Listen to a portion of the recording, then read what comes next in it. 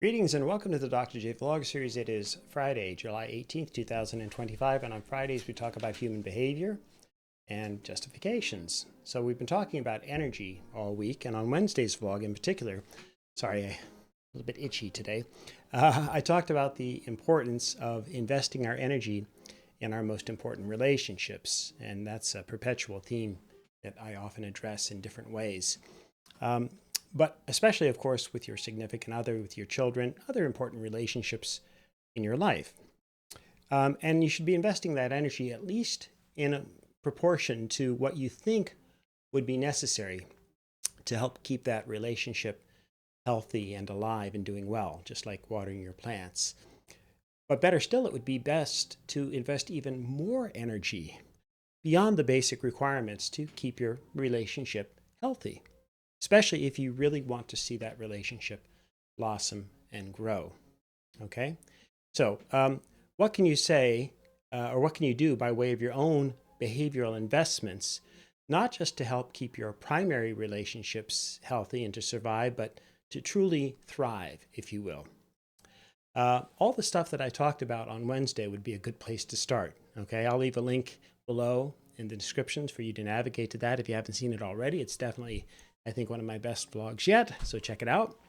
But basically, the idea is to invest your energy early and often in a relationship, just like watering your plants every day and ensuring that they have access to adequate nutrients for their soil and sunlight, etc. But most important, don't wait until your plants or your relationships are parched or in distress, because once things start to die, well, it's very difficult. It's much harder to recover.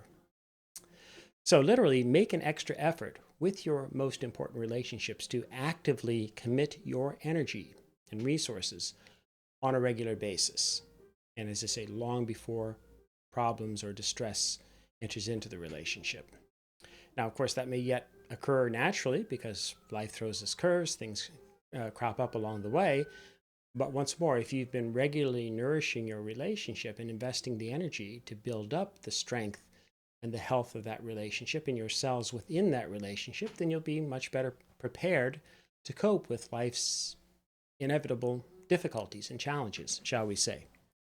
Okay. Now, of course, it's also much easier to invest your energy when you know that it's a shared commitment that you have with a significant other, or you feel like it's a two-way street, right, where you're sort of both investing energy in equal or nearly equal proportions. The bigger challenge would be in those contexts where you feel like it's more of a one-way street, okay, where you're investing a disproportionate amount of your energy and the other person's not reciprocating. So in the extreme, you're always sort of filling their cup with water, and then they turn around and they're draining yours. Well, you're always giving and they're always taking. And some people are inherently more apt to be givers and some are more apt to be takers. But be that as it may, the point is that it's not really healthy. It's not sustainable to have this type of a relationship where one person is always giving, the other person's always taking. Again, you may have your own reasons, your own justifications for remaining in that particular relationship, but you almost certainly recognize then that it's a highly asymmetrical or uneven relationship. So how do you know this? Well, again, almost immediately or pretty readily, simply because in the context of interactions, you find yourself feeling drained. You find yourself feeling worse, maybe some combination of being drained or pained or strained or even disdained. And if you like, feel free to add a few more rhyming adjectives to that particular list. Okay? So, and if that's how you're feeling on a regular or a sustained basis, that is that you're always trying to fill their cup while they're always seemingly draining yours, then you've got a clear problem. All right? Now, it doesn't mean that it's a lost cause, but in the language of the theme of energy, I suggest there's a real energy imbalance in the relationship. And energy imbalances in general are quite unhealthy.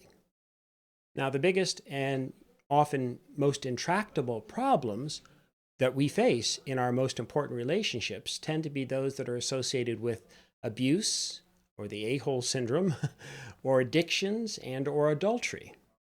And if you're dealing with any of these issues or some combination thereof, then you'll actually have to prioritize your own immediate safety and general well-being first, regardless of whether or not you think the relationship may or may not be salvageable. You might be in a toxic relationship or a toxic marriage, as evidenced by the constant negativity, the emotional exhaustion that you're experiencing, the sense of being stuck in a cycle of pain, and many other indicators. And if that's the case, again, your primary investment of energy then must be towards yourself. Not because you're being selfish or you're an inherently selfish person, but rather because no one deserves to be stuck in a cycle of pain or abuse, or to just settle for a long and painful ride. You'll have to redirect your energies, at least in the short term, to focus on your own mental or emotional health. And certainly before you can even begin to tackle the problem in terms of the long-term aspects of your relationship, even if that's even an option. So to cope effectively, at least in the short run, first acknowledge the problem or problems that you're having, ideally with your partner, and then establish emotional boundaries as best you can. Clearly state what is and isn't acceptable from your point of view in terms of your partner's behaviors and in terms of how you're willing to engage in the relationship. If they happen to resist or reject what you're saying, remind them that you're a person too, and that this isn't about trying to control them or put them down, but rather you're just trying to protect yourself and find ways of being that safely allow you to have conversations and to communicate. State how you feel, what you're comfortable with, what's comfortable for you, without being defensive or aggressive, ideally. You can even practice your speech, what you like to say, in front of a mirror, or even with a friend if you trust someone in that regard. And the point is to try to learn how to keep yourself as calm as possible, even under stressful situations. And when you're communicating, especially in a difficult relationship, to be as matter of fact and as assertive as you can be, but again, without being aggressive, without being condescending, without being threatening, and so on. Okay? Again, if they reject your efforts, you can always say something like, well, I'm sorry you feel that way. I'm not trying to upset you, or I'm not trying to control you. I'm just looking for a better and healthier way to talk about things together. Again, they might continue to yell or shout or scream or call you names. And again, this is just one example. You have to be able to read the temperature, read the other person. There's no one best way to communicate, especially when things have ratcheted up and things are starting to get pretty intense. So you're going to have to read the situation and gauge how to respond and how to communicate with your partner in different situations, or with your children for that matter. So read the situation, read the mood, read their responses, read their body language, and read the energy that's being conveyed, that's being expressed. And basically, you can even just, always remind yourself that you're looking for a more positive way to engage or to continue a relationship or to continue a conversation within a relationship. That should be your goal. Try to be open and honest in your communication. And then you can even go further and say, okay, well, if you feel like there's problems or issues that you need to contend with personally, you can suggest to your partner that you're going to be seeking individual counseling. Again, for your own issues, for your own well-being. And then, of course, you can also suggest, if it's appropriate, or if you think they would be receptive to the idea of getting couples counseling or couples therapy or family therapy with your children. But it can't be forced or something that someone's doing just to appease the other person. Okay, fine, I'll go. Couples counseling and family counseling, these things can only work if the partners, if the people involved are fully committed, or at least equally committed to investing their energies in that regard.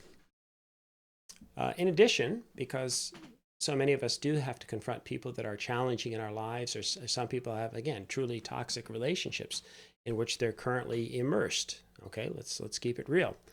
And so, among other coping mechanisms, then you need to avoid the blame game, but especially the self-blame game. Don't take responsibility for what clearly is not your fault. There are definitely gray areas in relationships, so you can certainly be honest in acknowledging where you do feel like you've been responsible for something in a relationship. But don't let somebody else blame you for everything, or foist upon you or project upon you things that they're clearly responsible for, or maybe things that neither of you are responsible for that matter. And then at the same time, learn to say no to that which makes you uncomfortable within the relationship, whether it's emotional manipulation or constant demands, whatever the case. Setting boundaries is about protecting your own well-being. And this is especially important if your partner doesn't respect boundaries, doesn't respect your needs. And take care of yourself. So make sure that every day you do invest more in yourself in the sense of exercising and eating and sleeping well and engaging in activities that will yield positive benefits. Doesn't mean you don't have to also make concessions or compromises along the way. Most of us do.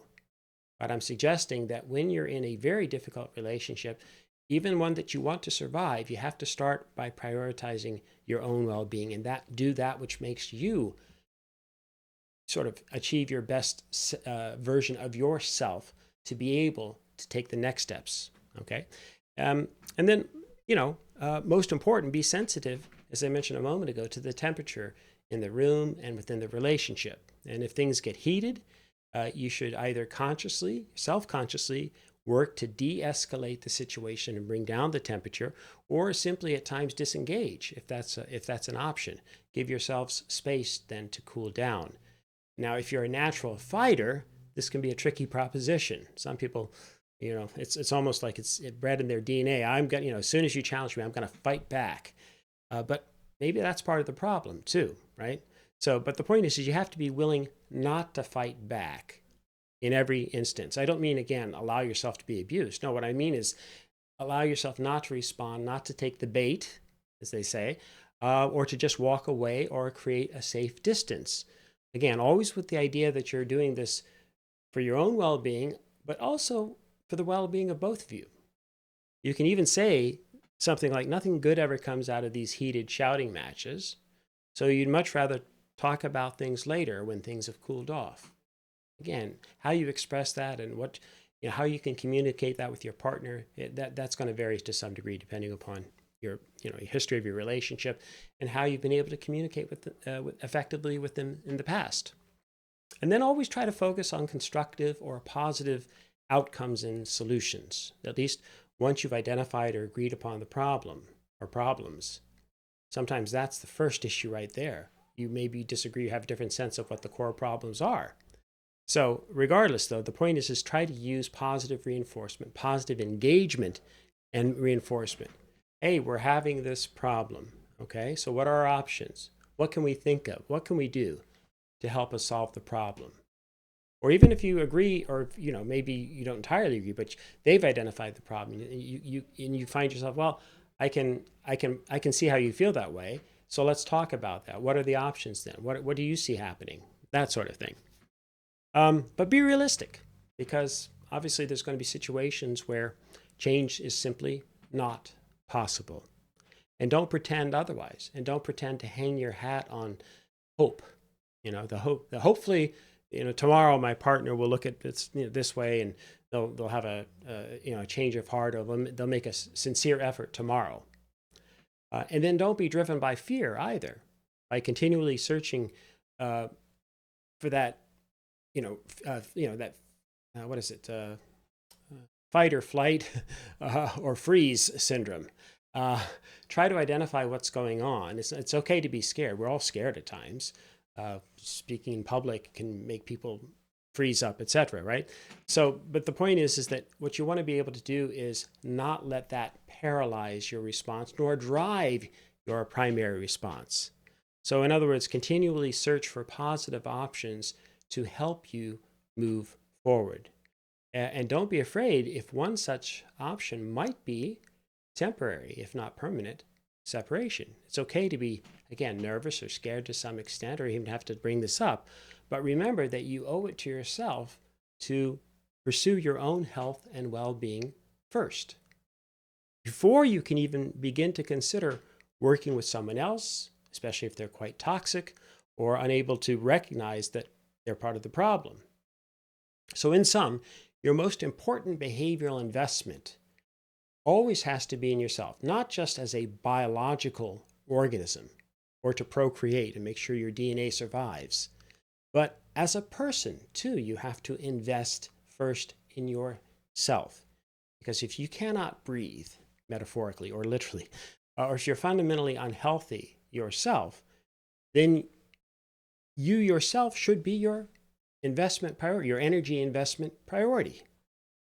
Only then will you be in a position down the road to be able to help someone else or invest your energies elsewhere to positive effect on a more consistent basis. And finally, don't be afraid to ask for help either, if you need to. Sometimes we really do need others to help us, to invest their time and energy in us to get to that better place. Over the course of my 60+ years, I have sought professional help and counseling on several occasions. Okay? I think maybe 4 in total. I'd have to go back and carefully reconstruct. Yeah, and that can be extraordinarily helpful too, depending on your situation. And then at some point, we'll be able to then reinvest our energy in others and in the people and in the issues that matter most to us, all in good time. All right, well, that's it for today. So as ever, may you and yours continue to create peace in your lives, nurture love in your hearts, and dole out hugs in abundance. And I hope to see you on the weekend as well. Take care.